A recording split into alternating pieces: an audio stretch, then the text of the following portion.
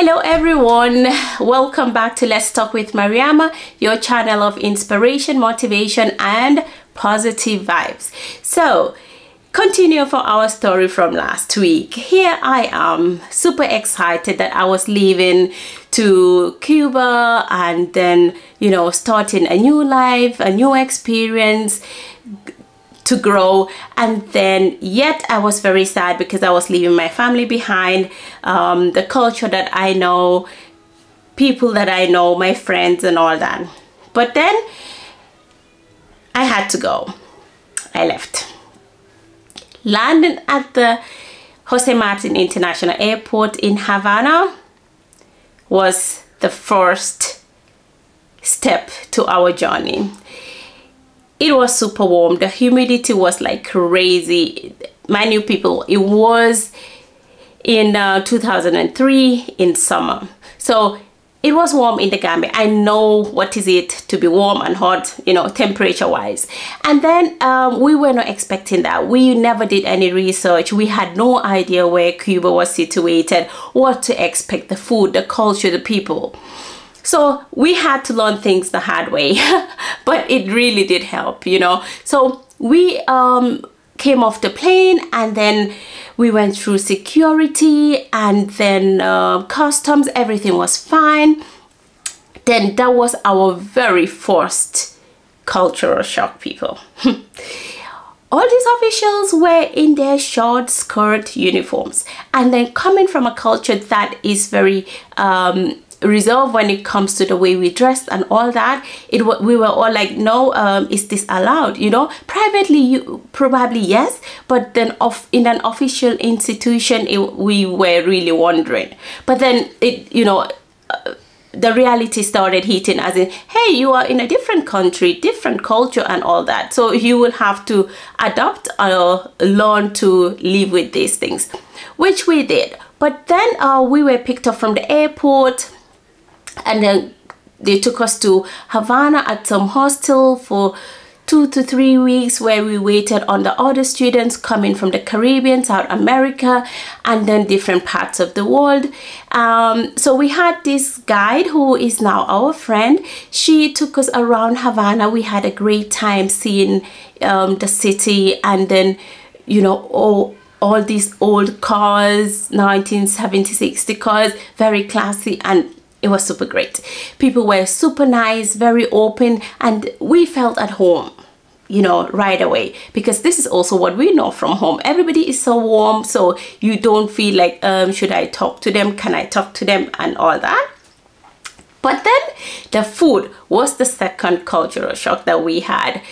In the morning, we woke up, you know, waking up in a new land and all that. We went downstairs to the cafeteria, that would be the Commodore.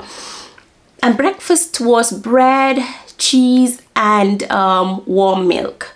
And then the milk was so sweet. I am from Africa, and Gambia especially, we drink our tea and coffee and everything with sugar. So I know what it is when we say, okay, it's sweet. But this was so sweet, we couldn't just swallow it. So we stopped. I think from that moment on, we never had breakfast downstairs. Then lunch came. Lunch was rice and beans, frijoles. So it was cool to try something new, to see something new. So we had fun eating it. And then the next day we had the same thing. I think a different kind of beans. They have the black one, the red one, and yeah, different things. But there was no sauce to it. So for us, the rice was super dry. I mean, if you know West Africans, we love our sauces. Every day is a different kind of sauce. So just rice and egg and beans for us was just too dry. We had to find a way to pimp our food, which we did. But then in Cuba, it is illegal for people or private people to just have this food business or sell something. It's not legal. So if you want to buy food outside the school campus, you have to hide it, and we cannot go in like large groups. We can go, I think, 1 or 2 people max together to buy the food, and you have to put the bowl in a plastic, then in your bag, and then just go as if you were visiting the lady, and then get your food done, and then back, and then go to the school. So but then we did that, and we also used to cook a bit, and in order to, you know, be able to feed ourselves. But the school was providing everything for us. But you know, it's just also a cultural thing. Then leaving Havana, when all the other ladies came, we were transported to our different provinces. That would be Canton if you're in Switzerland, and then we were fortunate enough to go to Cienfuegos. If you have never been to Cuba and someday decide to visit Cuba, please go to Cienfuegos. Cienfuegos is in the southern part of Cuba. It is super clean. It's a small city. It's not as crazy as Havana. I love Havana, but Cienfuegos is my city. So, and it has waterfalls. It has super nice beaches, just like everywhere else, I guess. But then Cienfuegos is just small, and everything is accessible from the faculty, or we could just simply rush to town, get certain things done, and then come back before lectures. So it was really great. So check that out if you are interested to know where Cienfuegos is. Then when we entered the school residency area, and then our room was opened, it was this huge dormitory, albergue people. We were not expecting that, and we thought, okay, we would be in rooms with probably 4, 5, 6 people maximum, but not having 40 ladies living under one roof. Tell me, you all, how many of you can live with 40 ladies for a whole year? Or 20 for 6 years? Because eventually we got they got a second room where 20 ladies went to, and then we stayed in the original albergue, and then there we were like 20, and then we all became friends, we became sisters, we became one big family. We could have never imagined being separated again.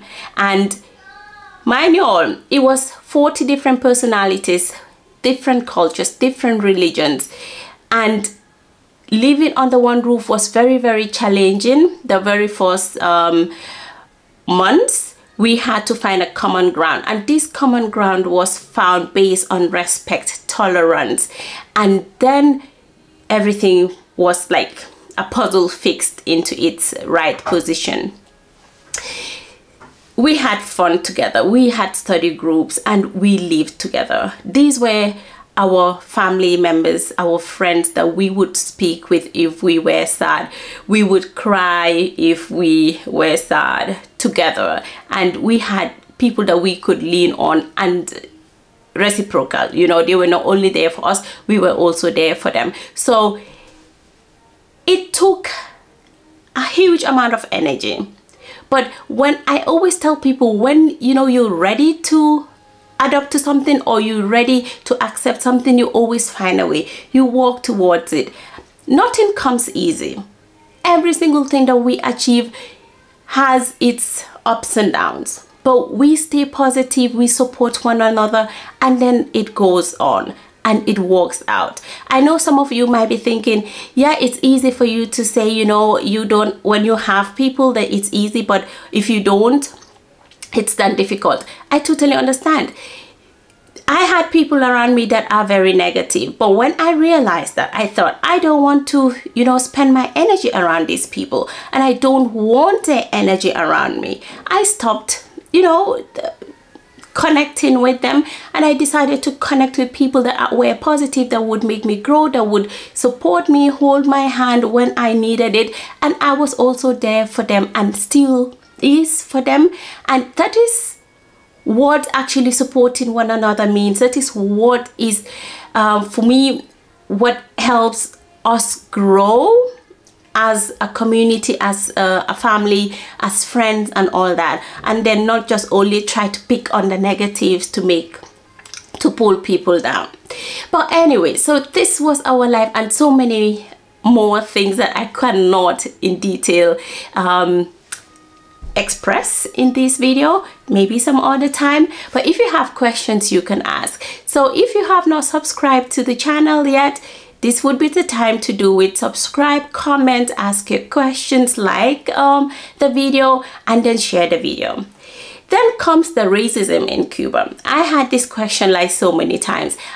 For one, I have never experienced racism, I have to be honest, but I had moments where Cubans would say, oh, eres una negrita linda, eres una negrita bella. Or they would be explaining a story of someone who got married to a white man or a white woman, as in, oh, they wanted to improve the race, mejorar la raza. People who says that. Anyways, in Cuba they do, and it's okay, it's not like a bad thing and all that. But you know, when you are very analytical, then you find it a bit odd, a bit sensitive, you know. But then again, I think we have to accept ourselves, we have to love ourselves, and then people will accept us and love us the way we are, and then it should be fine. But it's also easy to say, you know, these are all experiences, people experience different things, but this is my point of view. Then learning Spanish. It was super easy because the people in Cuba are very open, very nice. The teachers, the people on the street, you know, when you're learning a language, you want to spend time with the natives in order to practice and to improve and all that. And it was super easy in Cuba. If you don't go to them, they will come to you. Somehow they always spot like the foreign students, and then they come and ask questions because they're also curious to know where you're from, how it is in your country and all that. And I loved talking about the Gambia, so it was super easy for me.